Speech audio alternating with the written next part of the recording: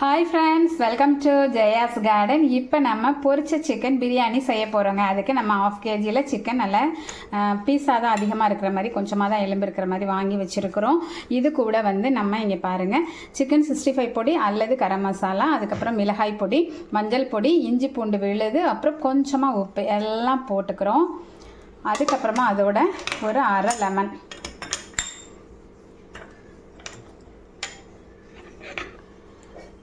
அதையும் பிழிஞ்சிக்கலாம். பிழிஞ்சு நல்லா மேக்னேட் பண்ணி ஊற வைக்கணும். ஒரு 1 hour ஊற வைக்கணும். நல்லா பெசரி விட்டுட்டோம். இப்போ நம்ம 1 hour ஊற வச்சிடலாம். சிக்கன் நல்லா ஒரு மணி நேரம் ஊறிடுச்சு. இப்போ நம்ம வந்து கார்ன்ஃப்ளவர் மாவு பொரிக்க போகிற நேரத்தில் தான் கார்ன்ஃப்ளவர் மாவு போடணும். போட்டு நல்லா பிசைஞ்சிக்கலாம். நல்லா போட்டு பிசைஞ்சாச்சு ஃப்ரெண்ட்ஸ். இப்போ வந்து ஆயில் இங்கே ஹீட் ஆகிட்டு இருக்குது. ரொம்பலாம் ஆயில் இருக்குது, விட வேணாம். ஏன் அப்படின்னா நம்ம ரொம்ப ரீயூஸ் பண்ண முடியாது. இன்றைக்கி சமையல் பண்ணுறதுக்கு மட்டும் நம்ம வந்து யூஸ் பண்ணிக்கலாம். ஆனால் மறுநாள்லாம் வச்சு ரீயூஸ் பண்ண முடியாது பார்த்தீங்களா. அதனால் நம்ம கொஞ்சம் கொஞ்சமாக கூட போட்டு எடுத்துக்கலாம். சிம்மிலையே வச்சு நல்லா முறுமுறுன்னு எடுக்கணும். இதோட நீங்கள் ஸ்கிப் பண்ணாமல் பாருங்கள். இப்போ இதை பொரிக்கிறப்ப நம்ம ஒரு 2 பேட்சாக போட்டுக்கலாம். 1/2 கிலோ தானே, அதனால் ஒரு 2 பேட்சாக போட்டோன்னா கரெக்டாக இருக்கும். ரொம்ப போட வேணாம்.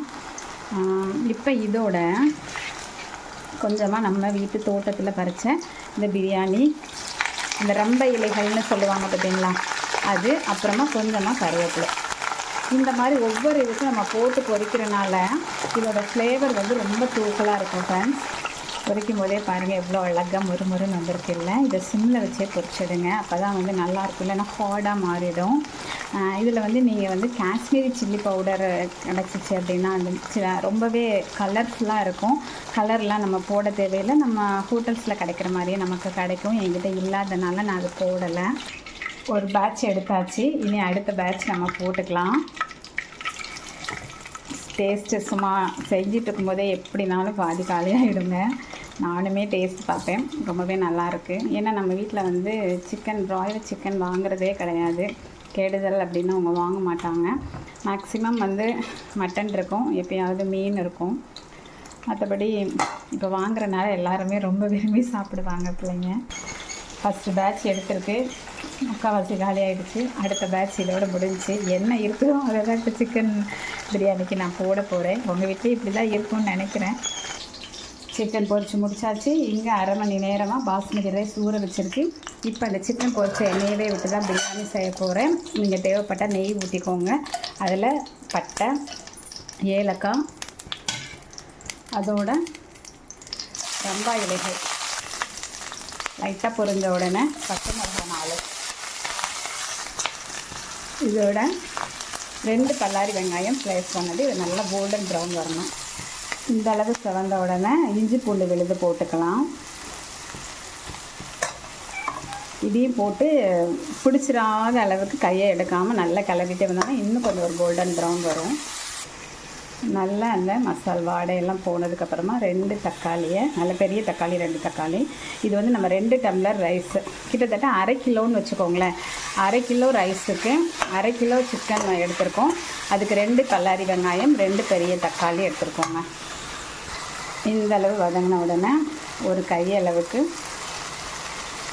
கொத்தமல்லி, வீட்டில் அப்படி ஃப்ரெஷ்ஷாக பறிச்சிட்டு வந்த புதினா இலைகள் ஒரு கையளவுக்கு போட்டுக்கிறோம்.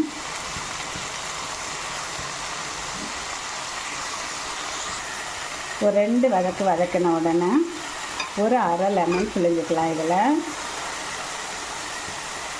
அதோட ஒரு 1/4 ஸ்பூன் மஞ்சள் பொடி, 1/4 ஸ்பூன் கரம் மசாலா, 1 ஸ்பூன் மிளகாய் பொடி, 1 ஸ்பூன் மல்லிப்பொடி எல்லாமே போட்டுக்கலாம். அதோட ஒரு 50 கிராம் தயிர் விட்டுக்கிறேன். அதையும் நல்லா கிளறலாங்க. இந்த அளவுக்கு தக்காளி எல்லாமே மசிஞ்ச உடனே நம்ம 2 டம்ளர் எடுத்துருக்கோம்ல, அதே டம்ளரில் 4 டம்ளர் தண்ணி ஊற்றிக்கலாம். இப்போ நம்ம தேவையான அளவுக்கு உப்பு போட்டுக்கலாம். நல்லா கொதிக்கட்டும். கொதித்ததுக்கப்புறமா உப்பு எந்த அளவுக்கு இருக்குது அப்படின்னு பார்த்துட்டு, உப்பு கொஞ்சம் முன்னாடி நிற்கிற மாதிரி பார்த்துக்கோங்க. இந்த அளவுக்கு கொதித்த உடனே நம்ம ஊற வச்சுருக்கோம் பார்த்தீங்களா பாஸ்மதி ரைஸ், அதை வந்து நம்ம போட்டுக்கலாம். 1/2 மணி நேரம் ஊற வச்சுருக்கேங்க. லைட்டாக மட்டும் கிண்டிக்கலாம், அரிசி வந்து உடஞ்சிராமல் நல்லா கொதிக்கட்டும். இப்போ மூடியெல்லாம் வைக்க வேணாம். கொதித்ததுக்கப்புறமா நல்லா அரிசியும் அந்த தண்ணியும் சேர்ந்து வரும் பார்த்திங்களா, அப்போ நம்ம மூடி வச்சுக்கலாம். நல்லா கொதித்து இந்த மாதிரி ரைஸ் எல்லாம் மேலே தெரிய ஆரம்பிக்க பார்த்திங்களா, இந்த ஸ்டேஜில் வந்து நம்ம மூடி போட்டுடலாம். மூடி போட்டு நல்லா தம் போட்ட மாதிரி இருக்கும் பார்த்திங்களா, அதனால் நல்லா இங்கே பார்த்துருங்க இந்த அளவுக்கு நல்லா வெந்து வந்துடுச்சு, தண்ணியெல்லாம் வற்றிடுச்சு. இப்போ நம்ம சிக்கன் செஞ்சு வச்சுருக்கோம் பார்த்திங்களா, இது மேலே அப்படியே பரத்திட வேண்டியதான். பரத்தி எல்லா பக்கமும் வர மாதிரி வச்சுட்டு ஒரு 5 மினிட்ஸ் மூடி போட்டுடலாம். 5 மினிட்ஸ் ஆகிடுச்சு. அப்படியே எடுத்து கொஞ்சம் நேரம் ஆறுனதுக்கப்புறம் எடுத்தோங்கன்னு வச்சுக்கோங்களேன், நல்லா உதிர உதிர அழகாக வந்துடும். இப்போ இப்படியே தம் போட்டு நம்ம இறக்கிடலாம். கண்டிப்பாக ட்ரை பண்ணி பாருங்கள். ஹோட்டல் டேஸ்ட்டை விட ரொம்பவே பிரமாதமாக இருக்கும். பிடிச்சிருந்தா லைக் பண்ணுங்கள், ஷேர் பண்ணுங்கள், கமெண்ட் பண்ணுங்கள். மறக்காமல் சப்ஸ்கிரைப் பண்ணி சப்போர்ட் பண்ணுங்கள் ஃப்ரெண்ட்ஸ்.